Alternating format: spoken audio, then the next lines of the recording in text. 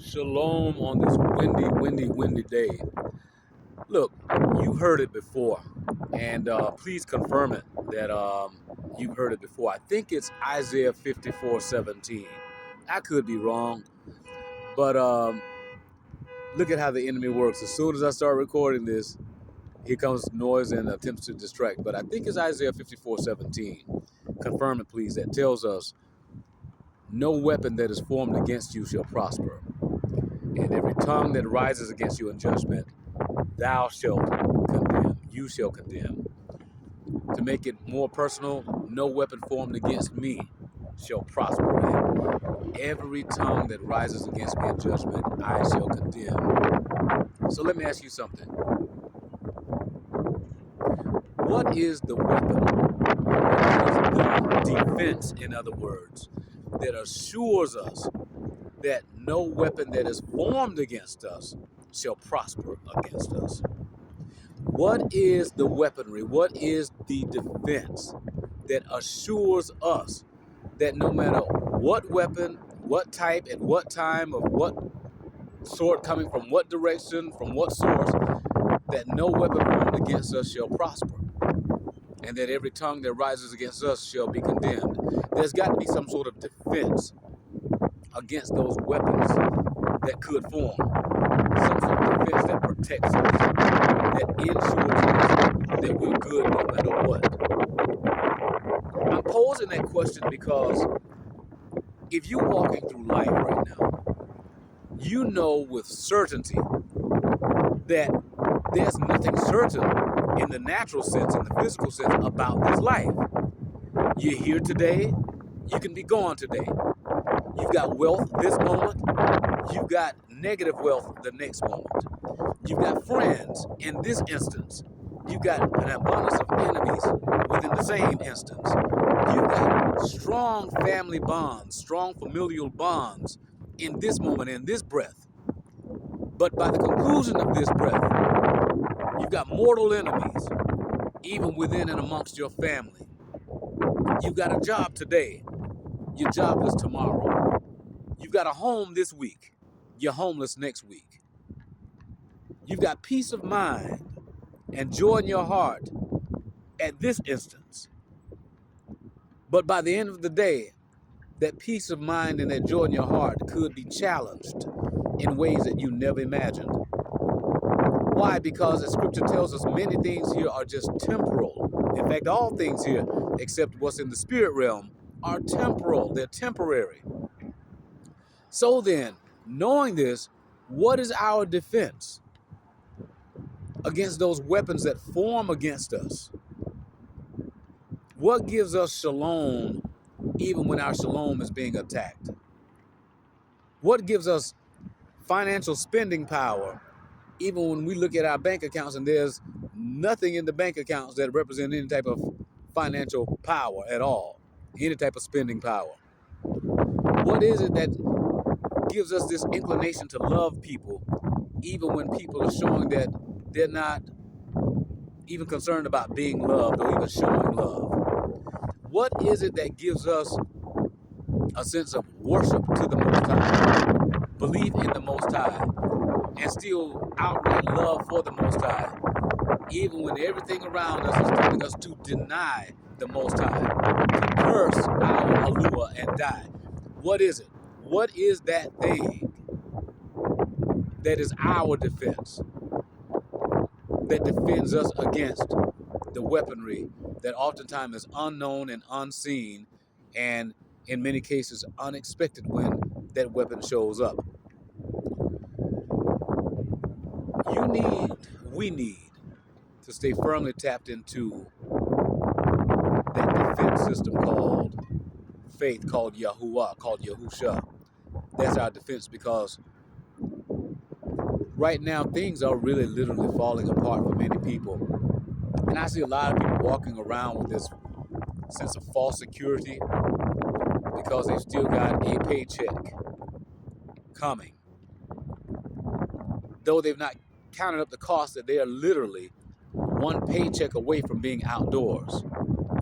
A lot of people are still popping their collars as though they've all got it together, because they're still driving around in their vehicles, oftentimes faking and shaking because they know that the repo person is looking for that car right now, and they're just only about 1 or 2 weeks ahead of repossession in terms of making those payments.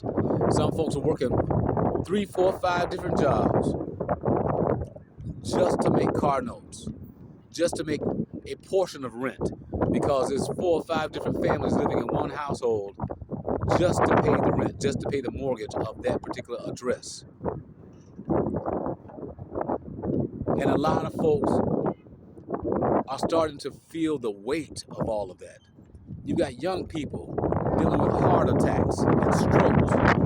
You got some older people committing suicide, all because they just cannot bear the weight of the weaponry in this world. The weapons that are formed against them are prospering because they've not tapped into the defense system that assures them that no weapon that's formed against them shall prosper, and that every tongue that rises against them in judgment, they themselves shall condemn. It's because they don't know who they are. They don't know their identity in Yahushua, in Yahuwah. And then those of us who are walking in our identities, or at least attempting to, by learning, by fasting, by praying, here comes the enemy yet again with a weapon to try to say, wait a minute, are you sure that you know? Are you sure that the name is Yahuwah? Are you sure that the name is Yahusha? Are you sure that there is even an Alua, a mighty one out there? You know, all of this type of stuff that could war at the mind, that could war at the Ruah, at the spirit. But when you have what you have on the inside,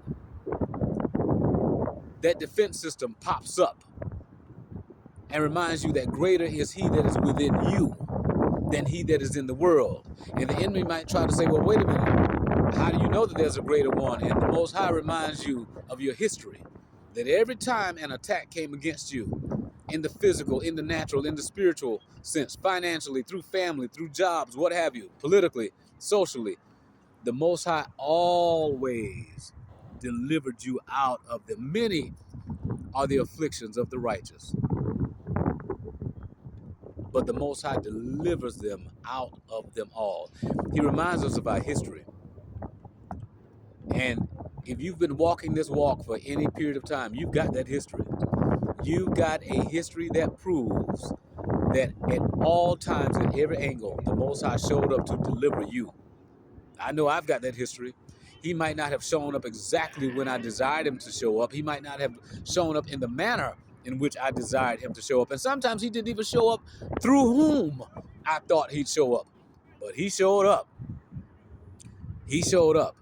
And when he shows up, there's no side dealing, no side hustling that comes with it. You know, well, I scratched your back. Now you got to scratch mine. You got to do this under the table. You got to repay me that way. No, the Most High doesn't work that way.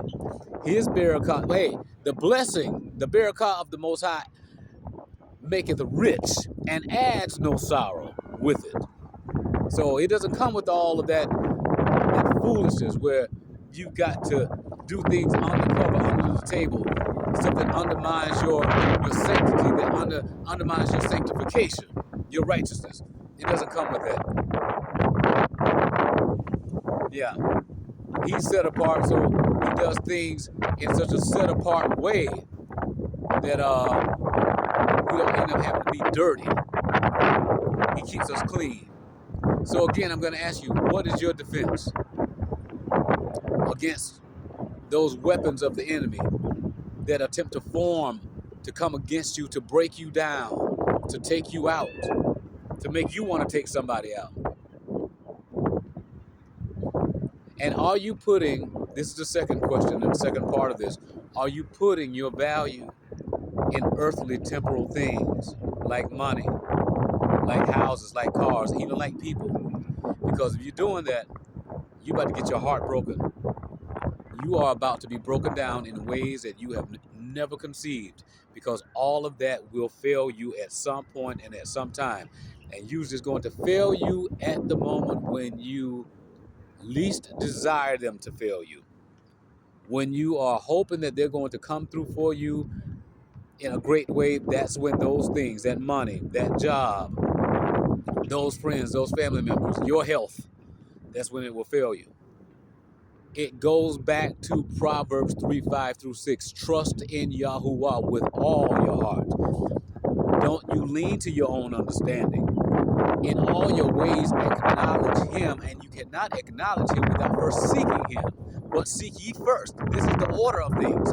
But seek ye first the kingdom of Yahuwah and his righteousness. Seek after him. And then all these other things that are needed, and even the things that are desired as a result of a need, they will be added unto us, because when you seek the Most High, you seek him in the manner in which he desires us to seek him, which is through righteousness.